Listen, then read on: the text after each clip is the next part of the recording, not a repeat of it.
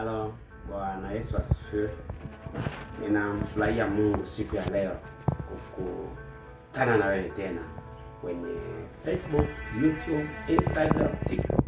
Nataka nifundishe jambo jema ambalo na imani litabadilisha maisha yako. Nataka tujifunze nguvu ya maombi. Kwa nini mtu ufanye maamuzi ya kuomba kuanzia leo? Kwa nini uanze kuomba? Kwa nini uanze kuomba kama muamini ambaye umeamua kumfuata Kristo? Jambo la kwanza, nataka kila mmoja aelewe kwamba nguzo mojawapo ya Ukristo ni maombi. Hii ndio sababu Bwana Yesu aliishi maisha ya maombi, kutuonyesha kwamba hauwezi ukasema unamfuata Kristo, unataka kushinda hapa duniani na usiishi maisha ya maombi. Kama ambapo wapo Wakristo majini wanatuma kanisani Jumapili kwa Jumapili, lakini hataki kuomba. Kwa nini ufanye maombi? Kwa nini uombe? Jambo la kwanza nataka nizungumzie maombi ni nini.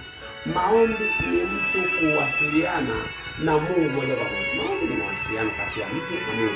Maombi ni mawasiliano kati ya ulimwengu wa mwili na ulimwengu wa roho. Kwa tafsiri yake, kila unapokuwa unafanya maombi, unakuwa unawasiliana na Mungu direct. Na hii ndio sababu kwa nini shetani anaondoa shauku ya watu kuomba.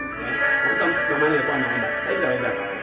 Kwa nini? Kwa sababu shetani anajua kabisa kwamba ukishaanza kuomba, kuanzia hapo umeshashinda. Mtu yeyote ambaye hana hata akili alishaanza kuomba, ushindi wake unaanzia hapo. Bwana Yesu anasemaje bwana? Anasema kuna mambo hayawezekani isipokuwa mtu ameamua kufunga na kuomba. Mambo mawili, jambo la kwanza kufunga, lakini ambaye nizungumzie kuomba. Maombi yanafanya nini kwenye maisha ya mtu? Jambo la kwanza, maombi yanaleta kibali. Ukikuta mtu ana kibali, ni kwa sababu aombe. Ukubwa wa kibali alichonacho mtu ni sawasawa na maombi ambayo anayafanya. Maombi mengi, kibali kikubwa.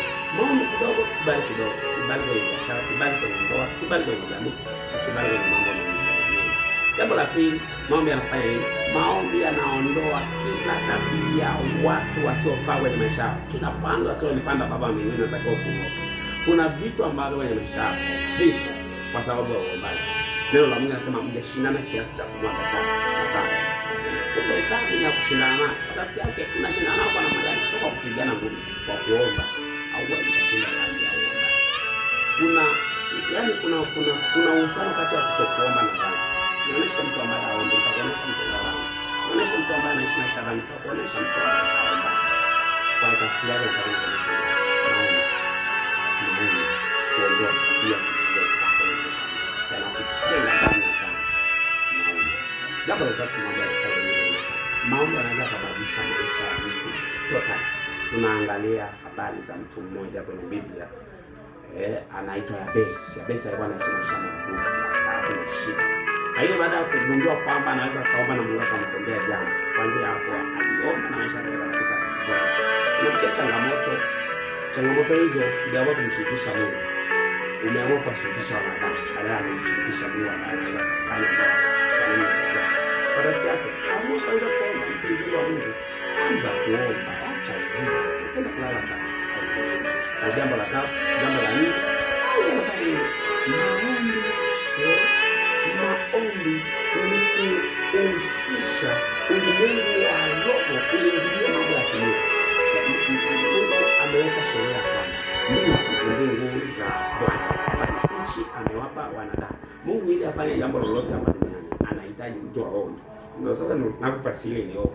Kwa nini tuombe? Kwa nini jamani? Yesu alisema mbele la kukoma mbele, ni kwa sababu Mungu afanye jambo lolote duniani kama hujaomba. Mungu hawezi kufanya jambo lolote kwenye maisha yako kama hujaomba. Mungu afanye jambo lolote kwenye biashara yako kama hujaomba. Mungu afanye jambo lolote kama hujaomba, kwa sababu hujamruhusu. Maombi ni kuruhusu Mungu afanye kitu duniani. Maombi ni kuruhusu mapenzi ya Mungu yafanyike duniani. Wanafunzi wa Yesu wanamwambia Bwana, tunaomba tufundishe kuomba, kwa sababu Yohana anafundisha wanafunzi wake kuomba. Anaweza kuomba ndani Mungu ataleta ulinzi, jina lako litukuzwe, ufalme wako uje, mapenzi yako yatimizwe. Mapenzi. Unataka mapenzi ya Mungu yatimizwe kama Mungu anavyowazia. Unataka kuomba. Kwanza leo ninakuombea, pokea neno la kuomba katika jina la Yesu. Amen.